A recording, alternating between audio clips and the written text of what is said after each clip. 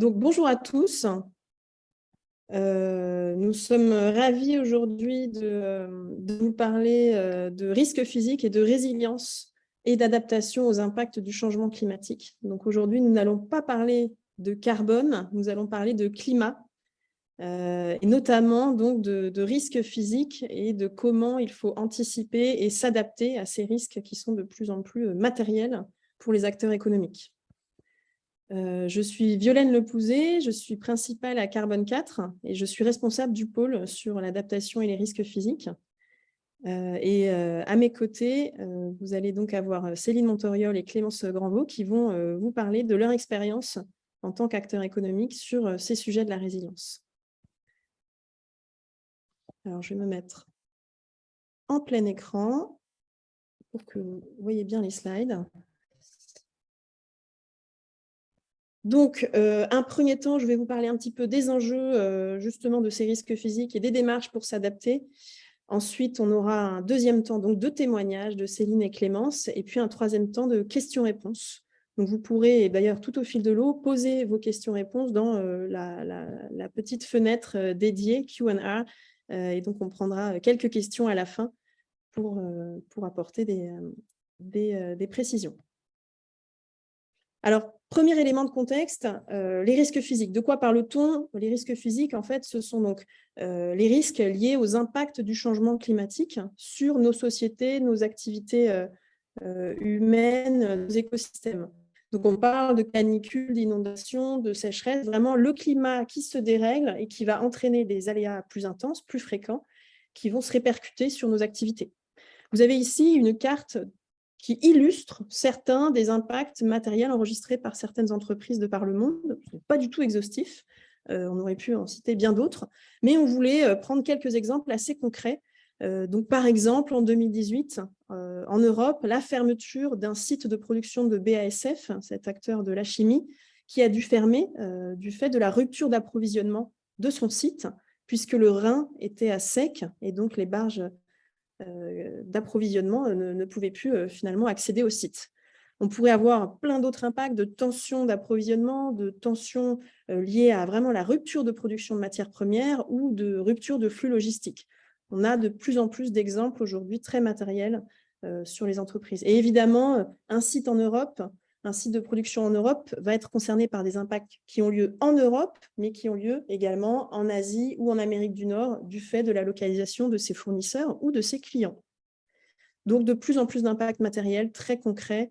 Je pense qu'on n'a plus trop besoin de vraiment expliquer finalement que le sujet est bien réel et bien palpable. Face à ça, on a un cadre réglementaire qui évolue très fortement sur ces thématiques. C'est vrai que c'était un petit peu le parent pauvre, il faut le dire. Les cadres réglementaires étaient très concentrés sur l'empreinte carbone, et à raison, les dernières années. Aujourd'hui, on a vraiment des cadres de reporting qui s'enrichissent sur cette question des risques physiques. Le CDP, Carbon Disclosure Project, ou la TCFD, aujourd'hui recommande et incite à un reporting qui inclut des informations sur les risques physiques, avec des scénarios d'impact climatique qui doivent être quantifiés, évalués de manière monétaire sur l'entreprise qui remplit son CDP, par exemple. Et puis, au niveau européen, on a évidemment la taxonomie, la CSRD qui va arriver très prochainement, qui est alimentée par les FRAG. Beaucoup d'acronymes, hein. Vous pourrez bien sûr retrouver les noms complets sur Internet. Mais ce qu'il faut retenir, c'est que les cadres de reporting européens sont en train de se structurer de manière assez concrète sur les risques physiques. Et donc, ils vont demander aux acteurs économiques de mener des analyses de risques physiques complètes, c'est-à-dire qui intègrent autant l'évolution des aléas que l'évaluation des vulnérabilités et des solutions d'adaptation déjà embarquées par les entreprises, et puis d'identifier également les solutions d'adaptation à mettre en place pour s'assurer que l'entreprise est résiliente. Donc aujourd'hui, on a vraiment un cadre de reporting qui comprend autant l'évaluation des risques que la gestion des risques physiques. Donc, il faut montrer qu'on a évalué les risques et qu'on fait quelque chose sur ces sujets-là. Et puis, autre élément de contexte, le GIEC. Le GIEC, ce groupe international d'experts sur le climat qui publie tous les 5 ans un état des lieux des connaissances scientifiques sur le sujet climatique, autant sur les projections climatiques que sur les trajectoires d'émissions de gaz à effet de serre. Le GIEC a publié son dernier état des lieux en 2022, c'était l'AR6, donc le rapport d'évaluation numéro 6. Et ce que le GIEC dit, c'est que les conséquences du changement climatique, elles sont là, ok, mais elles ont été sous-estimées dans les précédents rapports, et notamment le rapport numéro 5. Ce qu'il dit aussi, c'est qu'il est difficile d'estimer la magnitude des conséquences futures du changement climatique et que c'est un sujet très systémique qui demande à être pris comme tel par les entreprises. Ce qu'il faut garder en tête, c'est que le GIEC, c'est le résultat d'un consensus scientifique. Ce sont des milliers de chercheurs qui s'entendent sur l'état des lieux des connaissances scientifiques à un moment donné, donc tous les 5 ans. C'est un consensus scientifique, mais c'est également un consensus politique, puisque le GIEC, c'est un organe qui dépend des Nations Unies, et donc les rapports du GIEC sont validés par les gouvernements qui sont dans la boucle. Donc ce consensus politique et scientifique est forcément un petit peu optimiste, conservateur, c'est-à-dire qu'on cherche à avoir un signal vraiment qui consensuel, hein, n'est-ce pas, c'est le mot. Et donc, il faut vraiment se dire que ce que nous dit le GIEC, c'est vraiment une version assez optimiste de ce qui nous attend. Il y a plusieurs chercheurs qui commencent à se mobiliser, à écrire des articles pour nous dire qu'il faudrait peut-être maintenant songer à étudier des scénarios un petit peu plus extrêmes, explorer finalement les scénarios extrêmes qui sont plausibles, probables, pour avoir une vision plus complète des risques auxquels potentiellement on pourrait faire face. Et notamment explorer qui vont entraîner des impacts beaucoup plus importants que si on regarde juste une vague de chaleur dans un endroit donné sur un acteur économique donné. C'est finalement une vision très parcellaire et incomplète de tous les risques qui peuvent être entraînés par les nombreux aléas climatiques dont on parle. Donc voilà, le changement climatique, c'est un phénomène complexe à analyser et des conséquences potentiellement sous-estimées encore à ce stade.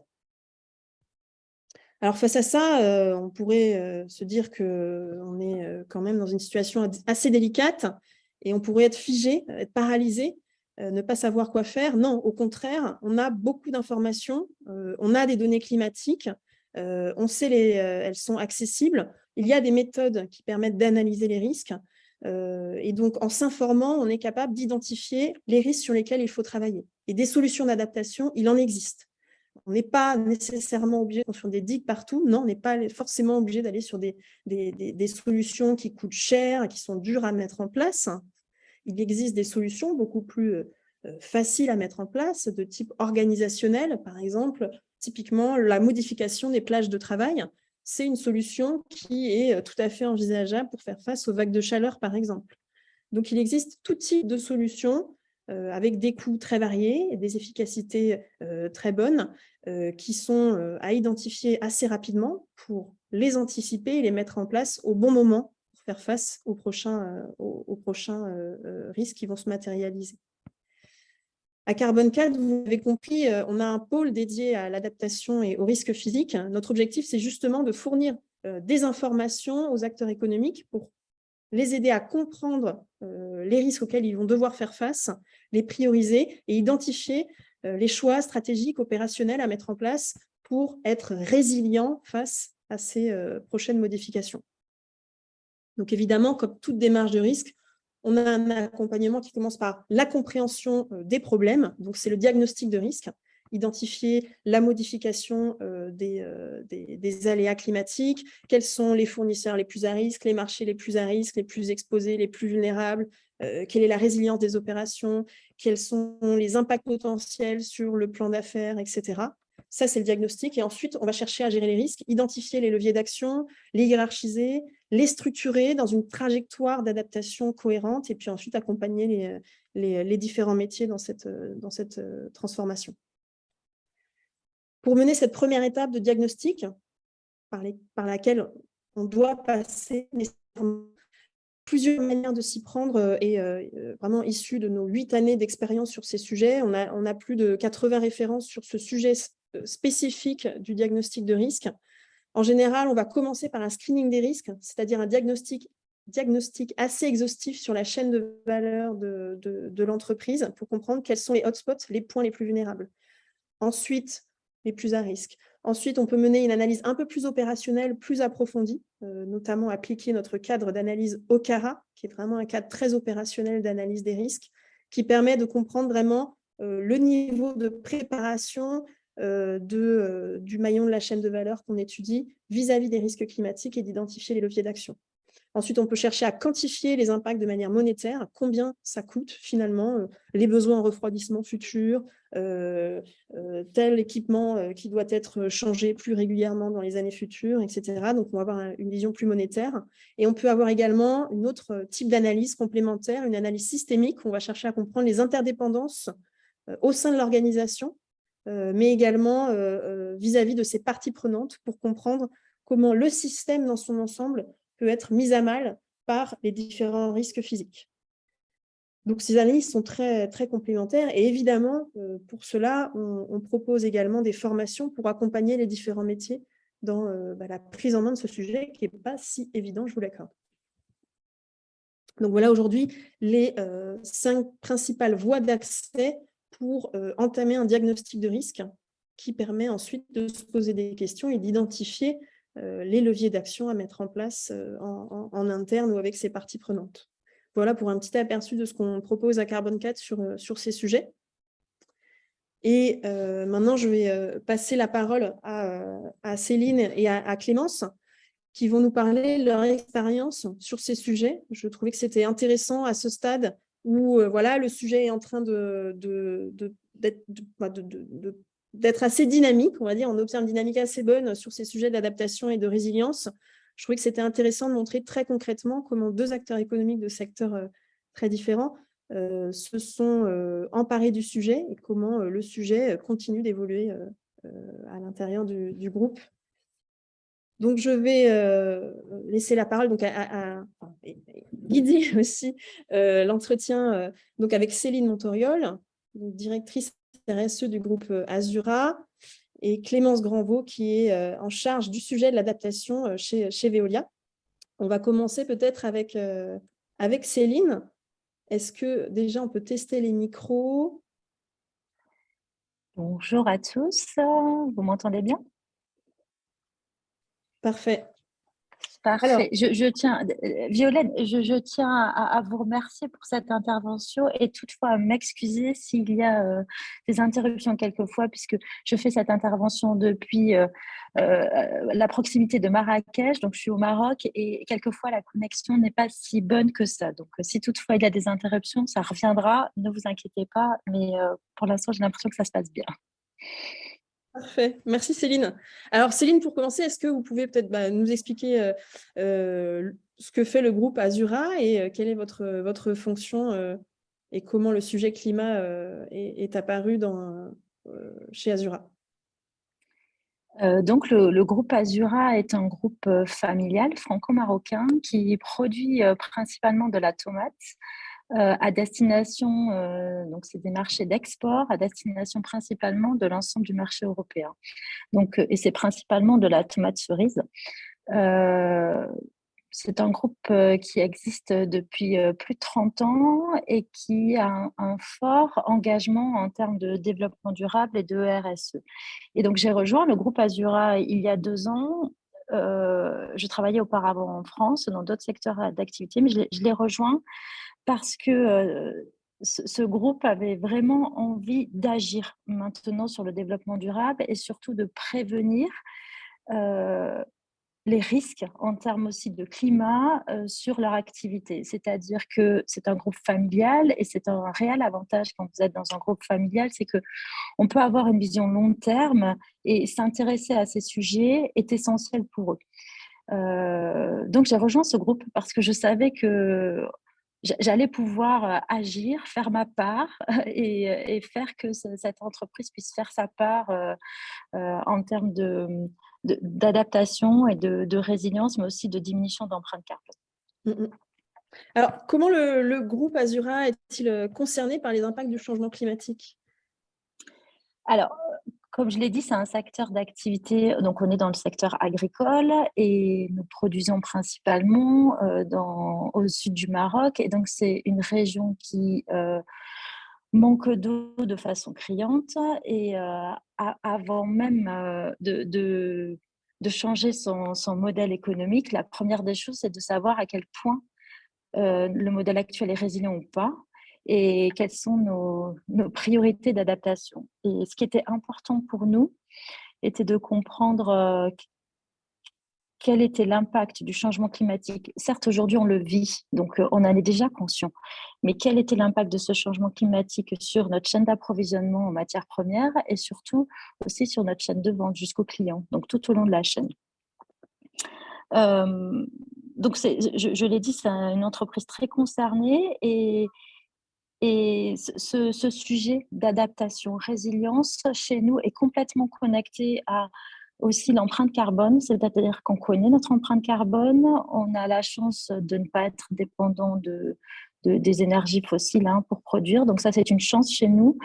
On produit pas, on n'a pas besoin de gaz ou d'électricité pour produire parce qu'on produit dans une zone où le soleil est là, la lumière est là et donc c'est une chance, mais on voulait savoir si notre système était résilient ou pas et sur quel levier on devait jouer pour pouvoir s'adapter. Et bon, sincèrement, les études de carbone 4 ont été portées au plus haut niveau chez nous. Elles ont été portées jusqu'aux membres du COMEX et elles ont clairement... Moi, j'ai préparé le COMEX à leur faire peur. J'ai été très claire en ayant les discussions de préparation avec les équipes de Carbone 4 et les interviews que Carbone 4 a réalisées en interne chez nous. J'étais très claire. Je leur dis c'est le moment ou jamais de vraiment décrire ce qui se passe et de vous faire peur. On est là pour ça aujourd'hui. Ensuite, on va s'attacher et on va construire ensemble le plan d'adaptation. Mais faisons-le maintenant et soyons clairs sur ce qui peut nous arriver ou pas. Et oui, on s'est fait peur. Mais ça y est, on est en marche maintenant pour pouvoir s'adapter. Et d'ailleurs, c'est pour ça, là, je suis à l'université Mohamed VI. On est en train de créer des partenariats de recherche maintenant parce qu'on sait que toutes les solutions n'existent pas aujourd'hui. Et on est en train de créer des partenariats pour pouvoir s'adapter. Donc, est-ce qu'il faut avoir peur de faire peur à son COMEX ou à ses dirigeants? Préparons-les d'abord, mais il est essentiel de le faire, je crois. Donc voilà ce que je peux vous dire sur la prise de conscience et là où on en est chez Azura en termes de compréhension et de plan de résilience. Super. Et est-ce que vous pourriez nous préciser comment le sujet est organisé en interne? Quels sont peut-être les métiers qui ont le plus adhéré ou porté, on va dire, cette thématique-là? Alors, le sujet est piloté par la RSE, donc par moi-même. Et moi, j'ai une vocation claire, que ce soit chez Azura ou dans les autres entreprises, c'est que je ne veux pas une grande équipe, mais je tiens à infuser la RSE dans chacune des équipes et dans chaque département et du plus haut au plus bas. Ça, c'est très clair chez moi. Je ne veux pas une grande équipe et je veux que chacun prenne conscience de ce qu'il a à faire et qu'il ait ses objectifs. Donc, en fait, on a un comité climat qui était au départ et depuis 3 ans plutôt consacré à l'empreinte carbone, à comment la diminuer. Et ce comité climat est en train de changer et est en train de passer à un comité de transition écologique où en fait cette fois-ci on couple les projets de diminution d'empreinte carbone et les sujets d'adaptation et de résilience. Et ce comité de transition écologique, écoutez, il est il est composé de l'ensemble des directeurs. Donc, il y a le directeur, la DSI, il y a le directeur financier, qui est d'ailleurs quelqu'un avec qui je copilote. Vraiment, c'est vraiment des projets DAF RSE avec qui je copilote ces sujets de transition et d'adaptation parce qu'il est essentiel d'avoir un budget défendu et aussi défendu par les finances en interne dans une entreprise. Et quand on arrive à avoir ce croisement entre vision long terme d'un financier et vision encore plus long terme, quelquefois, de la RSE, je crois qu'on arrive à convaincre aussi les actionnaires. Donc, il y a la DSI, les financiers, la partie innovation, et il y a le directeur général qui fait partie de ce comité climat. Et ensuite, on a les groupes de travail production, technique, innovation, On a aussi du transport chez nous, on a du packaging parce que notre tomate, eh ben, c'est de la tomate cerise, elle est paquée encore dans du plastique, mais pas pour très longtemps d'ailleurs. Et tout ça, en fait, émet un mouvement d'innovation aussi et de droit à poser des idées, à se tromper, mais à brainstormer, à poser des idées parce que l'objectif est défini et tout le monde est d'accord sur cet objectif. Donc voilà, on a ces groupes de travail, ce comité climat, et puis ensuite ça remonte eh bien, au COMEX, aux actionnaires. Et quels ont été les éléments déclencheurs alors de la prise de conscience, mais surtout du passage à l'action? Est-ce qu'il y a eu pas un événement ou une réflexion dans l'actualité ou un contexte particulier qui a déclenché, où vous vous êtes dit, bon, là maintenant, il faut qu'on y aille, il faut qu'on se pose des questions? Alors, je pense que l'élément déclencheur avait été porté par le directeur général avant que j'arrive. Moi, je les ai rejoints il y a 2 ans et en fait, le groupe avait décidé d'être carbone neutre. Et donc, la neutralité carbone, quand vous commencez à mettre un pied dans la neutralité carbone, au tout départ, forcément, vous neutralisez votre impact carbone, vous annulez votre dette chaque année en achetant des crédits carbone et en étant neutre en carbone. Donc, l'élément déclencheur était plus tôt.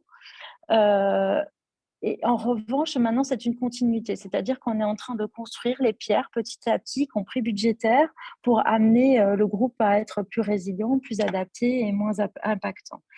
En revanche, ce que je peux vous dire quand même, c'est que chacun des dirigeants, et finalement c'est très important parce que c'est la face cachée de ces choses-là, chacun des dirigeants du groupe, et moi-même j'en fais partie, ont des enfants.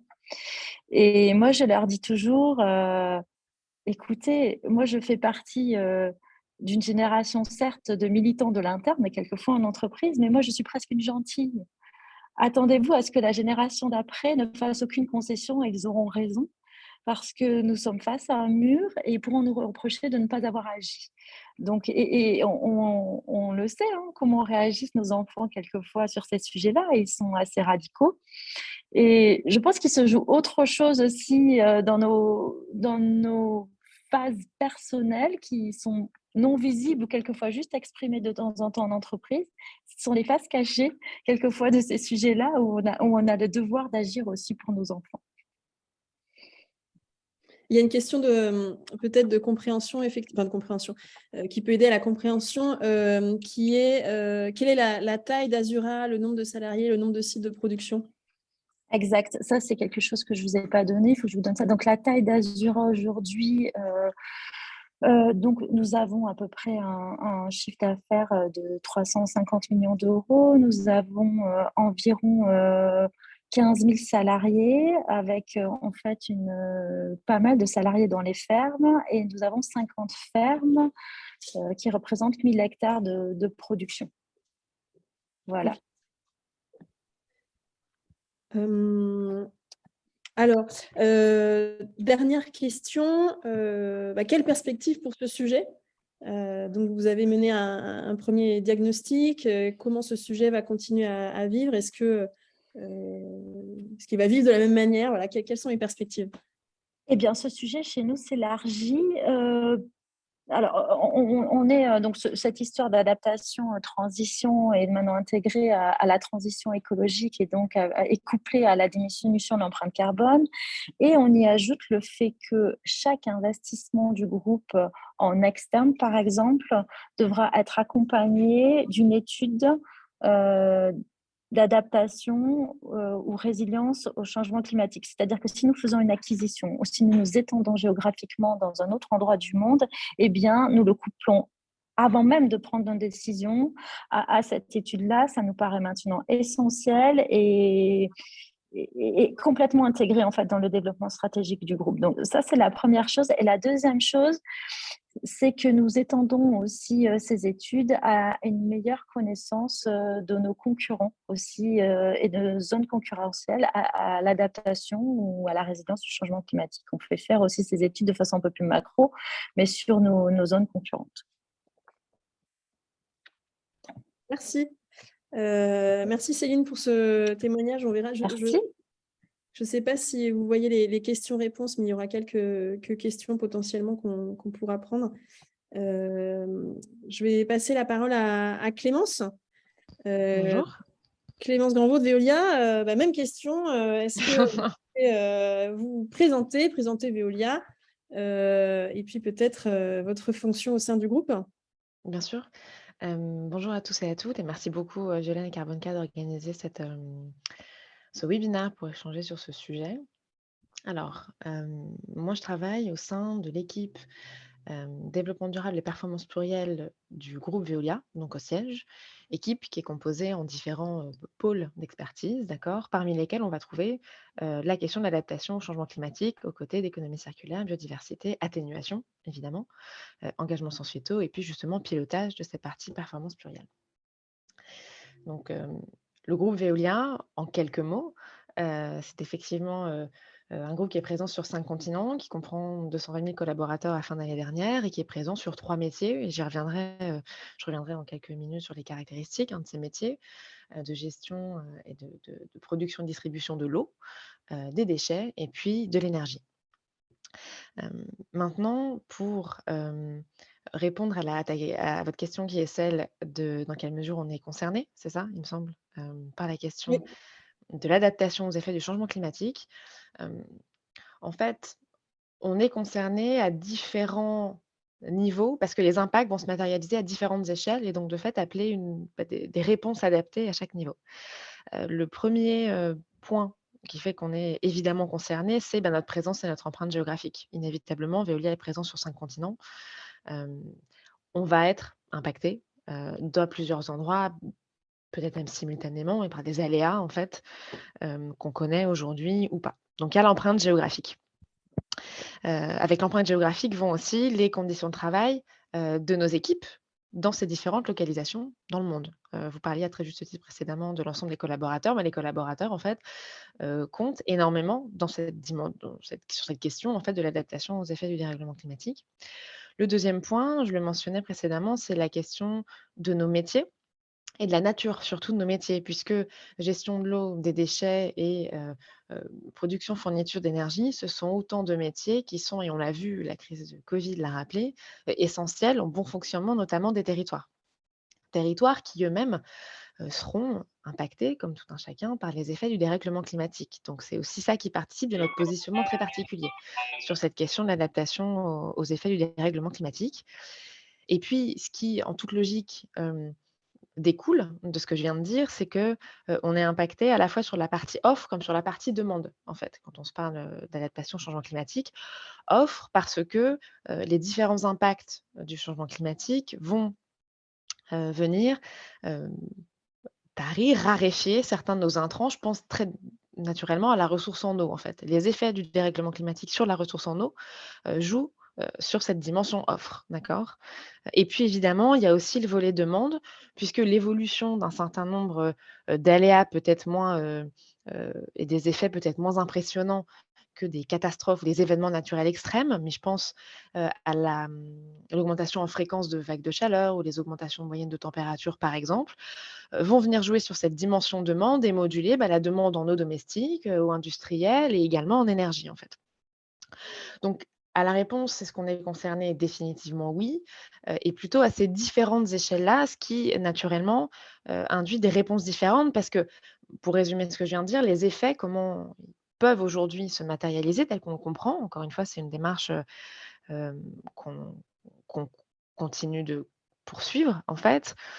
Pour schématiser, il y a un premier cas de figure qui est celui, heu, dans lequel on va faire face à un événement extrême qui va entraîner une disruption en fait un dysfonctionnement de nos exploitations et un mécanisme de gestion de crise pour faire face, à cet événement extrême. Et là, on rentre dans un schéma, qui est celui de la gestion des risques intégrés et je dirais des éléments d'adaptation ou en tout cas de réponse qu'on maîtrise, qu'on connaît déjà, qui sont dans le radar du système de gestion des risques, identifiés dans la cartographie. Donc il y a une partie, je dirais, gestion de risque et comment est-ce que les effets du dérèglement climatique vont venir impacter directement nos activités et la chaîne de valeur, d'accord? Donc comment est-ce qu'on complète les dispositifs de gestion de risque qu'on a déjà? Et puis, le 2e angle, d'action, c'est celui que je mentionnais sur, la pression sur les intrants et a fortiori la question de la ressource en eau, puisque compte tenu de nos 3 métiers, les réponses et les actions ne seront pas les mêmes en fonction parce que les vulnérabilités sont différentes, en fonction du métier, et de la, localisation. Et tout l'enjeu pour nous aujourd'hui, et c'est le travail qu'on fait ensemble, c'est de réduire en fait cette incertitude. Parce que des effets liés au dérèglement climatique, on sait qu'inévitablement va y en avoir. Il y a toute cette littérature que vous avez rappelée qui contribuent à faire avancer les connaissances, à la fois les connaissances scientifiques, mais les connaissances aussi socio-économiques en la matière. Il y a ce cadre réglementaire qui effectivement se précise, devient de plus en plus exigeant. Jusqu'ici, ce qui était, je dirais, restreint au questionnaire d'agence extra-financière devient, je dirais, un impératif au titre réglementaire. Hem Et donc on cherche, nous, à réduire cette incertitude. D'un côté, évidemment, pour répondre à ces exigences, parce que Veolia y est soumise. Donc il s'agit pour nous, effectivement, d'anticiper, hein, même sur ces exercices-là. Et puis de réduire cette incertitude quand, d'un côté, aux effets et à la matérialisation des effets du dérèglement climatique. Et ça, c'est tout le travail qu'on fait ensemble sur qu'est-ce qu'on fait de cette matière brute qui est la donnée climat prospective, donc ce qu'on peut retirer des différents scénarios et de comment est-ce qu'on arrive à modéliser, par exemple, les effets du dérèglement climatique sur l'évolution du débit des cours d'eau, ce qui est pas une mince affaire. Et puis, heu, réduire cette incertitude-là, en même temps qu'on veut améliorer notre connaissance de nos vulnérabilités, à la fois actuelles, mais aussi futures. De sorte à construire justement cette trajectoire d'adaptation, qui apporte des réponses à plusieurs niveaux. Le niveau très local, peut-être qu'on y reviendra, et puis un niveau aussi groupe, parce que je le disais en introduction, Veolia, c'est un groupe, et donc on doit apporter une réponse, cohérente, mais en même temps qui s'adapte en fait, à toutes les spécificités inhérentes, à ce sujet. Mmh, mmh mh. Et alors comment ce sujet est pris en main et organisé en interne dans un grand groupe comme Veolia? Est-ce que, voilà, le sujet est-il, organisé différemment que chez Veolia? Alors, le sujet, est pris en main, et le sujet n'est pas nouveau, en ce sens qu'il y avait déjà, hem, des travaux de très grande qualité qui étaient faits sur ces questions de l'adaptation, en fait, justement au sein, des différents métiers et de différentes géographies. Puisqu'on a des zones qui déjà, sont beaucoup plus impactées ou font face à une augmentation, des événements extrêmes ou, enfin surtout une augmentation des événements extrêmes malheureusement. Donc le sujet, je dirais, existait à différents endroits du groupe, et en termes d'organisation aujourd'hui, en 2022, suite à la réorganisation, de des équipes de Veolia au niveau, notamment du siège suite à, l'acquisition de Suez, au sein de l'équipe développement durable, et performance plurielle, a été créé ce pôle adaptation, d'accord? Que je mentionnais et dont j'ai la charge. Donc il y a cette distinction atténuation, adaptation. L'objectif du pôle, c'est justement de coordonner cette démarche globale et les travaux, à la fois au niveau fonctionnel, donc il y a tout un ensemble de travaux qu'on mène avec les équipes risques, les équipes finances durables, justement pour ces questions notamment, de réglementation, hem et puis avec ce qu'on va appeler des responsables de segment. Donc au niveau fonctionnel, la démarche est coordonnée et il s'agit, d'orchestrer un petit peu les travaux et puis de que tout ça soit, bien aligné et cohérent, en lien, et c'est le deuxième point, la deuxième spécificité de notre organisation, avec, les métiers et ce qu'on appelle les BU, donc les business units, parce que, ce sont les BU, donc les métiers qui sont les plus à même de connaître et de nous faire avancer sur ces questions de la connaissance de nos vulnérabilités. Et donc il y a aussi toute une partie de l'adaptation qu'on retrouve au niveau des métiers, parce que, qui dit métier dit évidemment exploitation, mais dit aussi offre. Et ce qui rejoint le point que je disais d'entrée, il y a une dimension gestion de risque, mais une dimension offre, et cette dimension offre, elle se sous-scinde, elle se scinde, je dirais, en 2 branches. D'une part, d'ores et déjà, en fait, hem démontrer, parce que c'est le cas, qu'on a chez Veolia des solutions d'adaptation aujourd'hui qui nous permettent de nous adapter aujourd'hui à des effets du dérèglement climatique. Déjà, on sait qu'il y a du stress hydrique à certains endroits du globe, et on a des solutions, que ce soit la réutilisation des eaux usées, le dessalement, ou bien tous les mécanismes de gestion, ce qu'on va appeler la gestion intelligente de l'eau. Et puis il y a le deuxième axe qui est, dans cette dimension off, comment est-ce qu'on accompagne nos clients, qui sont aussi très souvent des territoires, sur cette question de l'adaptation, la gestion des différentes ressources, que ce soit l'eau, les déchets, qui sont véritablement, une ressource, et comment est-ce qu'on co-construit ensemble cette démarche d'adaptation? Puisque c'est ce que je disais, en introduction, et qu'il est important d'avoir à l'esprit, on a un rôle très particulier compte tenu de la nature de nos métiers, quand on se parle d'adaptation des règlements climatiques. Donc pour répondre à la question de l'organisation, il y a un pilotage fonctionnel et un accompagnement, parce que pour le coup, on travaille très étroitement avec les différentes BU, puisqu'on apprend tous et toutes sur ce sujet. Et puis, il y a une dimension vraiment exploitation et offre et ce qu'on va porter auprès de nos clients. Comment est-ce que la gestion de nos risques, en fait, nous permet d'être encore plus pertinent dans l'accompagnement de nos clients sur cette question de l'adaptation. Mmh mh. Oui, il y a vraiment les 2 angles d'approche qui sont abordés sur ce secteur-là. Et Ouais. très complémentaire, ouais. Mmh. Alors, est-ce qu'on peut parler vraiment, en posant la même question, d'éléments déclencheurs? Mais en tout cas, quels sont, aujourd'hui les éléments qui permettent de, favoriser la prise de conscience et le passage à l'action? Peut-être parmi, les différents, dialogues, que vous pouvez avoir en interne, est-ce qu'il y a des éléments qui permettent de faciliter le passage à l'action? Hem, oui, alors comme je disais, la question de l'adaptation n'est pas nouvelle, ce qui était plutôt, une bonne chose, en tout cas. Il y avait un public averti. Il y a un public averti chez Veolia. En termes d'éléments déclencheurs, hem, je pense que ce sont moins des événements des éléments déclencheurs que des facteurs qui viennent favoriser la montée, en puissance du sujet, en complément de l'aspect réglementaire, parce qu'on va, évidemment compte la dimension réglementaire, puisque, tout ce que vous avez mentionné, Violaine, s'applique, aux entreprises, comme Veolia, que ce soit l'extra-financier réglementaire ou l'extra-financier volontaire qui compte tout autant. Il y a inévitablement le plan, Impact 2023 de Veolia et cette, mise en place de la performance plurielle qui acte en fait je dirais la prise en compte et l'importance, tout aussi importante des éléments extra-financiers dans l'évaluation, hem, de la performance de Veolia. D'accord? Donc l'ensemble des 18 indicateurs.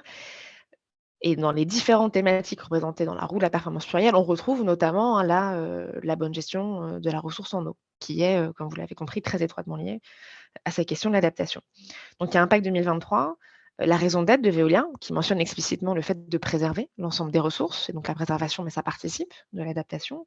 Et puis, tout ceci inscrit dans, l'ambition de Veolia, affichée d'être le leader de la transformation écologique. Et donc en fait, et c'était tout à fait pertinent de mettre au regard la démarche en fait d'atténuation et d'adaptation puisque les 2 vont de pair. On ne peut pas se dire qu'on va, réduire les émissions puisque ça n'aura d'effet que d'ici quelques années. Il n'empêche que les effets du dérèglement climatique aujourd'hui, ils sont embarqués et que la trajectoire, malheureusement, on la connaît, jusqu'à peu près 2040-2050, ce qui est largement suffisant pour entreprendre dès aujourd'hui, des actions, en fait.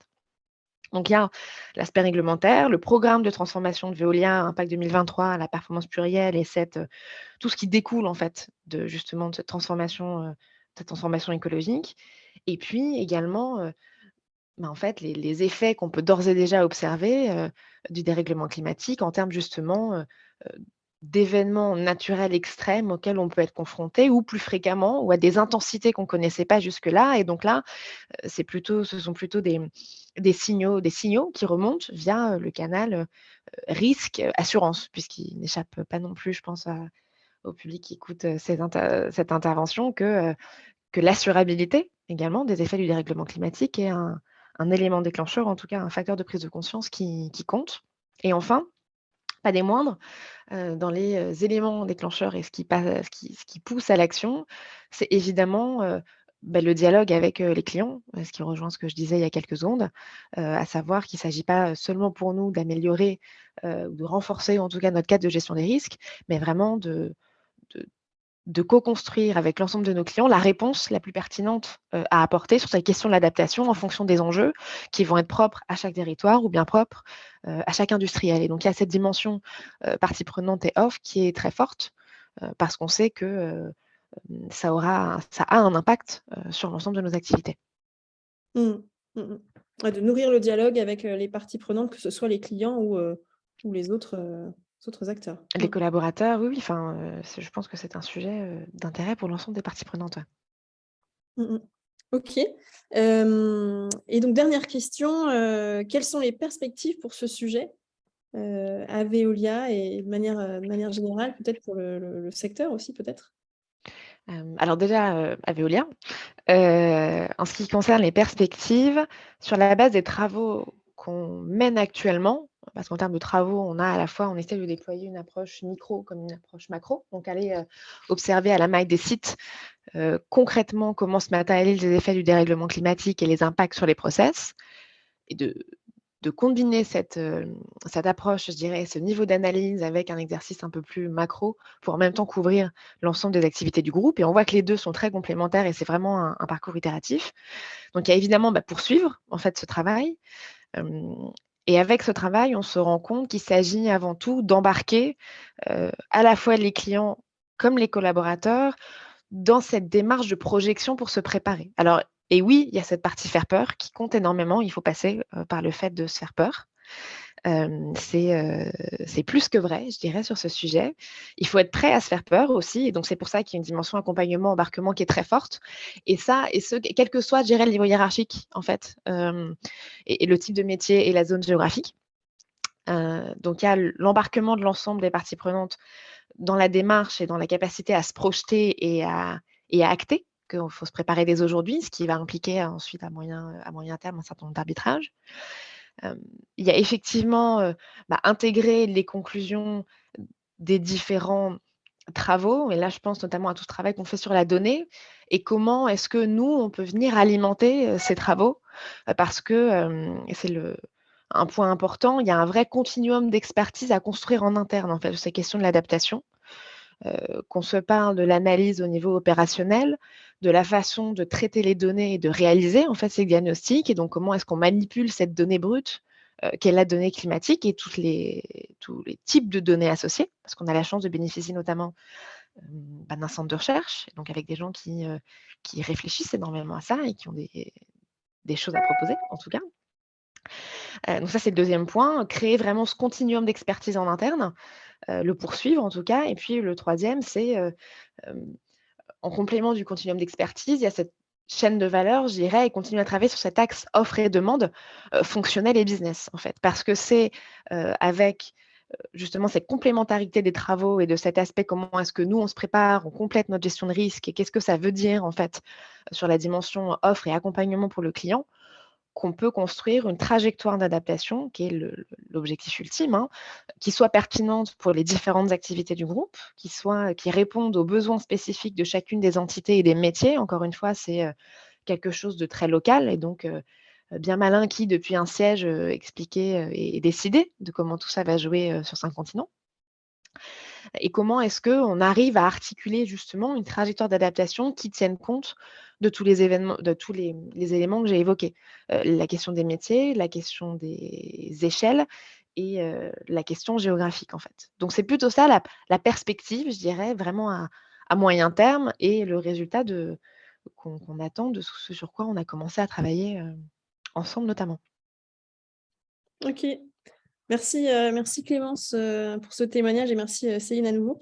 Alors il y a pas mal de questions, dans le canal dédié. Céline, vous avez répondu à certaines questions. Est-ce qu'il y a des réponses que vous voulez partager, à l'oral? Peut-être vous pensez que ça peut, alimenter peut-être des réflexions, peut-être sur le, Peut-être sur l'eau, parce que elle a été, et je la comprends cette question, elle est hyper pertinente. Il y a eu plusieurs questions sur l'eau, oui. et donc l'eau fait évidemment partie de, le sujet de l'eau, de sa disponibilité, de sa qualité, de la recharge en eau de la région dans laquelle, l'eau en fait, on la traite, par bassin versant, hein, donc c'est aussi, c'est un bien commun que l'on doit partager, qui est essentiel, à notre vie, à la vie, et à la biodiversité. Donc en fait, il est inclus dans ce plan de résilience et d'adaptation, mais on le traite un peu à part parce qu'on isole vraiment, et c'est tellement important, tellement prégnant chez nous qu'on a isolé ce sujet-là, et on a en parallèle un plan de gestion durable de l'eau où on suit une méthodologie où on dialogue avec les parties prenantes, parce qu'on se rend compte que si nous sommes les seuls à faire ce que l'on a à faire sur notre bassin versant, eh bien, évidemment, le problème de l'eau ne se résoudra pas. Donc, en fait, on est en dialogue permanent avec les parties prenantes locales, les institutionnels. Le sujet de l'eau est très, très... et on a la chance, même si on en a déjà parlé aussi avec les personnes des Carbone 4, on a la chance de pouvoir se sourcer en eau dessalée et de ne plus prélever dans les ressources en eau en fait, rechargeables, du bassin versant. Bien que nous en sommes tous conscients, c'est une solution immédiate pour prévenir, mais c'est pas une solution, durable vraiment dans le temps, mais en tout cas, c'est une solution immédiate et qui peut nous permettre de plus prélever en tout cas dans le bassin versant et c'est le choix qu'on a fait, c'est de se sourcer à 100 en eau dessalée. Donc je voulais répondre à cette question sur l'eau parce qu'elle est venue à plusieurs reprises et je pense que c'est la question la plus essentielle qui revenait. Et les autres, j'ai essayé de répondre question par question dans les chats et s'il en reste, eh bien, je suis disponible si besoin pour répondre en LinkedIn ou autre. Merci. Est-ce que Clémence, sur la question de la ressource en eau, tu veux peut-être apporter un éclairage ou un retour d'expérience sur justement comment cette ressource, comment vous gérez finalement l'interaction avec cette ressource en eau qui est utilisée par d'autres acteurs et gérée à l'échelle des bassins versants? Alors sur ce point, Un sujet. exactement, donc je suis en train de me demander par quel bout le prendre. Sur cette question, c'est ce que je disais, précédemment, il y a la partie offre et demande et sur la dimension de l'adaptation, il y a un exercice préliminaire qui est déterminant, qui consiste à bien comprendre et restreindre le champ de l'incertitude sur justement les effets que va avoir le dérèglement climatique sur la disponibilité de la ressource en eau.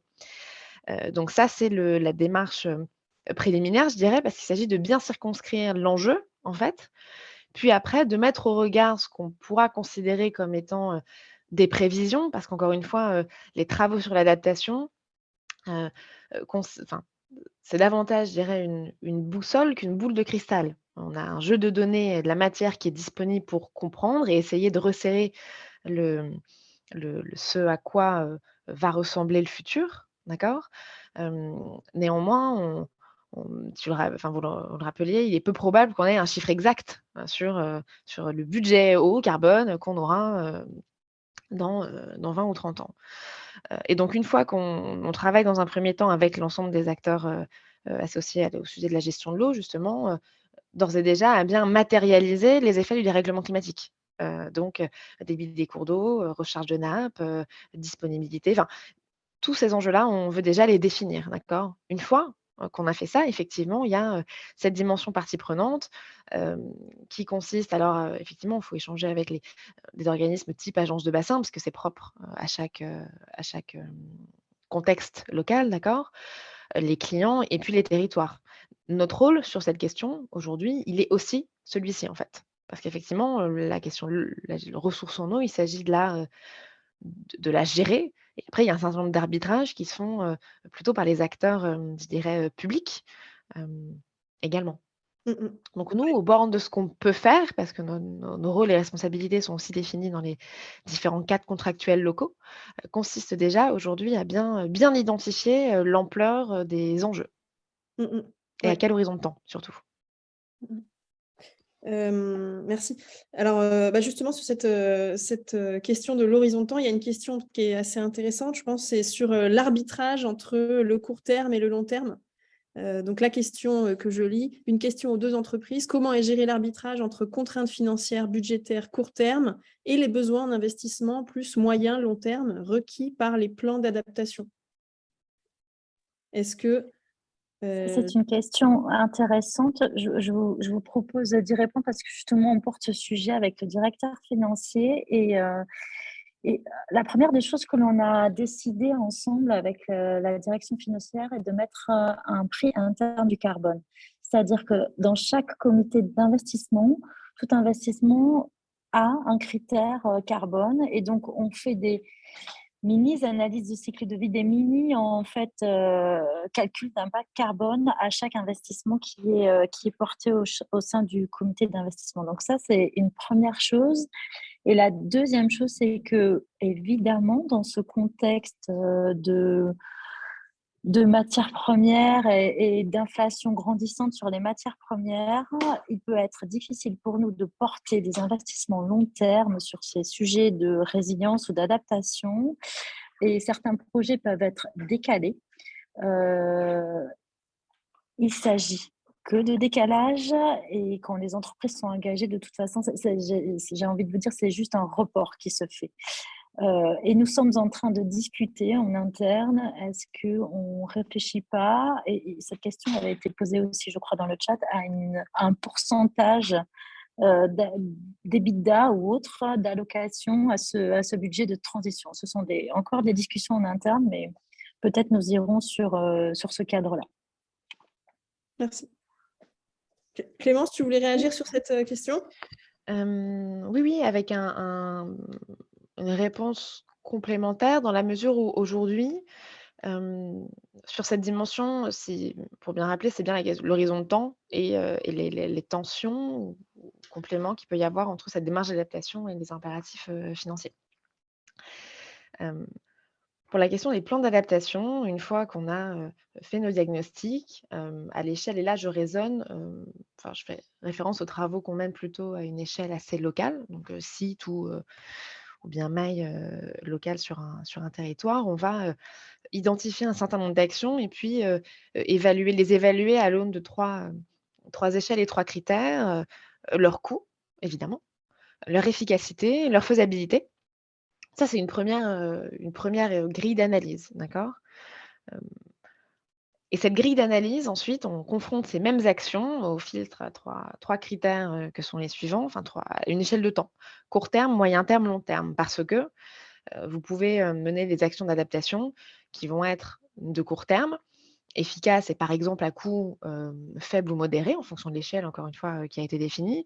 Ça peut consister à mettre en place, un système d'alerte, par exemple, qui déjà, fait partie d'une démarche d'adaptation puisqu'on va, parce que ça contribue en fait à anticiper plus qu'aujourd'hui. Donc il y a cette question du système d'alerte, qui est une action, qu'on met en place quel que soit le type de métier et d'infrastructure en fait. C'est quelque chose qu'on peut, déployer sur un centre de tri, ou alors une usine de, traitement des eaux usées ou bien, les sites de production d'énergie. Et puis ensuite, toujours à l'aune de cette grille, il y a les questions, les actions, quel que soit coût, efficacité, faisabilité, mais faisabilité et horizon de temps étant en général assez liés. À moyen terme, mais quelles actions peut-on mettre en place? Et surtout, très rapidement, on arrive à la question d'avec qui et quelle partie prenante. Par exemple, on y revient, hein, mais parce que c'est vraiment un cas très spécifique pour la question de l'eau. S'il s'agit de revoir l'approvisionnement ou d'aller, solliciter, d'autres ressources, ça, ce ne sont pas des choses qu'on peut faire seul et qu'on peut faire à très court terme. Ça demande, une concertation très forte avec les acteurs impliqués sur la gestion de l'eau. Typiquement, l'exemple des agences de bassin qui t'est donné. Et puis il y a aussi un autre, type d'action, au regard de coût, efficacité, faisabilité, et qui consiste à, engager avec les différents acteurs de la chaîne de valeur, notamment, quand on a des fortes sensibilités à, par exemple, tout ce qui est, circulation de l'information, data center serveur, en fait, pour, les contrôles commandes des équipements, qui vont être sur site. Et donc là, cette question de l'engagement, c'est, faible coût, relativement faisable et impératif en fait d'aller solliciter, le réseau, en fait, le gestionnaire de réseau, télécom, pour voir lui quel est son plan d'adaptation. Parce qu'en fait, notre capacité d'adaptation va beaucoup dépendre également de la sienne. Et donc il y a tout un travail, préalable en fait à cette dimension financière et à savoir quels arbitrages on fait, et quels investissements on va accepter de faire ou pas faire au nom de l'adaptation, qui consiste à bien évaluer les différentes possibilités d'action à l'aune en effet de coût, efficacité, faisabilité, à quel horizon de temps et avec qui surtout. Et c'est ça qui est extrêmement important sur l'adaptation parce qu'il est compliqué de s'adapter tout seul, surtout, et je pense que c'est important de le rappeler, en fait. Mmh. Merci. Il y a une autre question que je trouve, aussi intéressante, enfin, elles sont toutes intéressantes, hein, mais qui peut bénéficier à plus de monde. C'est plutôt, pour Veolia, mais je pense que pour Azura, ça pourrait aussi s'y prêter. Vous avez insisté sur le besoin de traiter localement ces questions de résilience et d'adaptation. Comment s'articule votre démarche entre les différents niveaux, groupes, divisions, pays? Ça rejoint déjà merci effectivement pour cette question qui est, importante. Ça rejoint la dimension d'organisation que j'expliquais en quelques mots précédemment. Hem, Cette organisation, on est capable d'aller, je dirais, de l'échelle groupe, à l'échelle site, notamment pour ces analyses assez micro que je mentionnais, où là, on a un groupe de travail qui réunit vraiment quelqu'un de l'équipe groupe, parfois en l'occurrence donc moi directement, très souvent même, les la personne responsable, je dirais quelqu'un qui est impliqué dans le métier, donc ça va être les directions, des opérations, d'exploitation. Donc il y a là, on a le bénéfice en tout cas d'une expertise métier très ciblée, avec pour autant une connaissance transverse, généralement géographique, d'accord? Des différentes spécificités. Et puis, également autour de la table, on trouve, l'équipe, du site et le site, ça peut être je dirais le territoire, la région ou bien même l'usine en question, quel que soit le métier concerné encore une fois, parce qu'effectivement on a beaucoup parlé d'eau, mais cette démarche, elle s'applique aussi, déchets énergie puisqu'on se parle d'adaptation d'infrastructures. En fait, si on veut résumer tout ça, c'est de l'adaptation d'infrastructures. Et donc voilà comment on s'articule pour mener les différents travaux, cadre d'analyse au CARA, entre autres, pour évaluer notre vulnérabilité, notre exposition au niveau opérationnel. Ce maillage groupe, on va dire segment BU, en tout cas intermédiaire et local, heu, on le déploie aussi sur les exercices fonctionnels.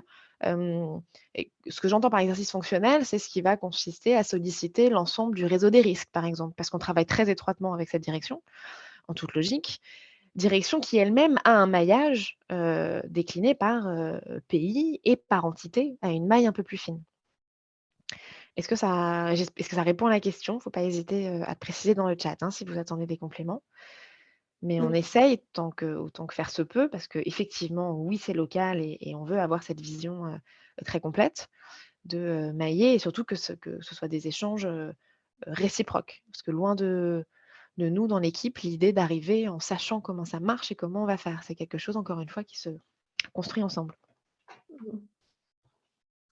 Il y a une dernière question peut-être, je vois l'heure qui tourne, sur la collecte de données. Question très pratique, mais finalement, on est quand même obligé d'y passer.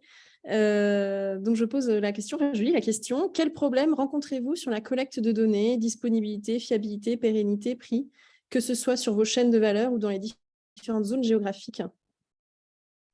Sur cette question des risques. Voilà. Est-ce que vous avez une réaction sur ce sujet de la collecte de données?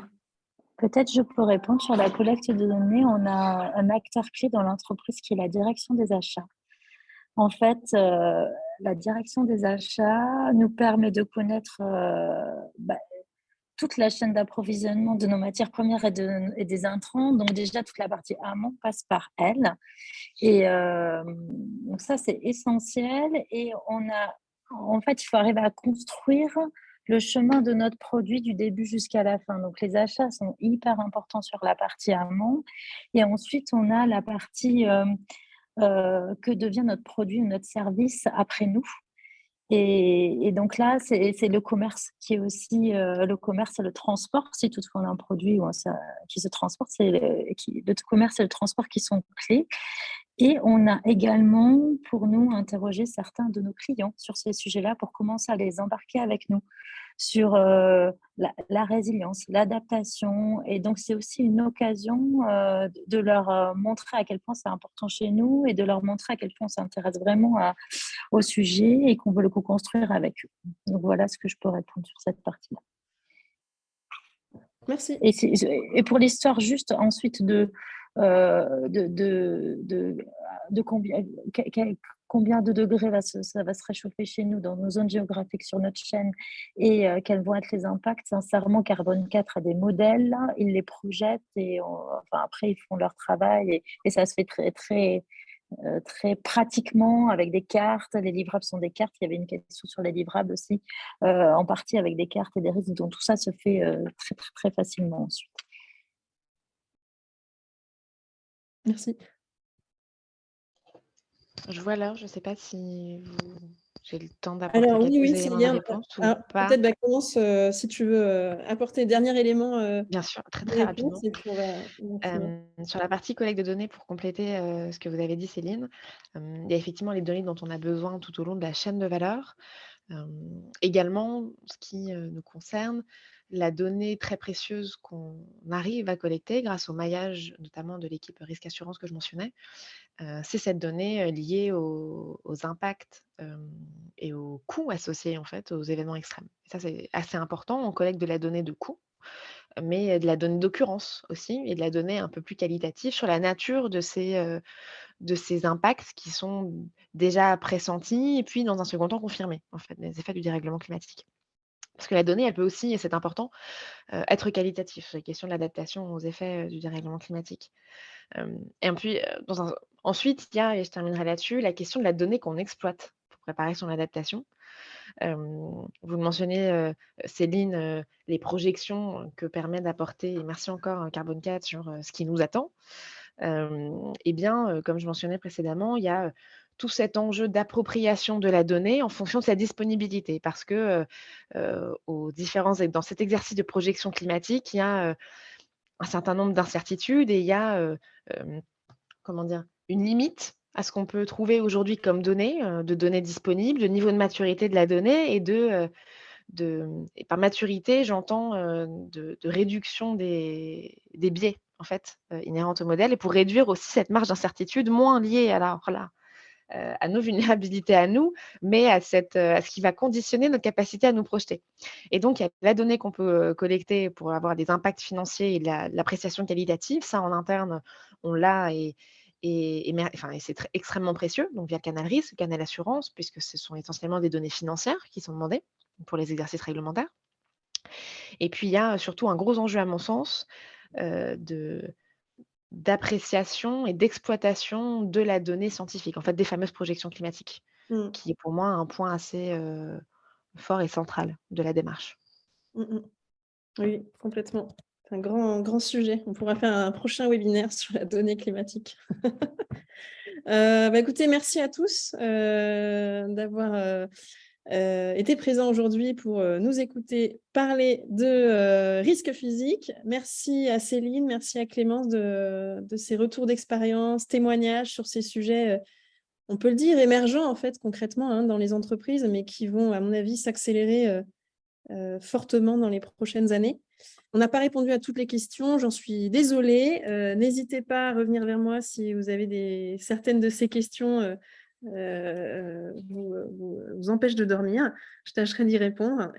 Oui, à Carbone 4, on a aussi fait notre analyse de résilience. On était peut-être les premiers bêta-testeurs de notre propre méthode, évidemment. Voilà, pour répondre à une des questions.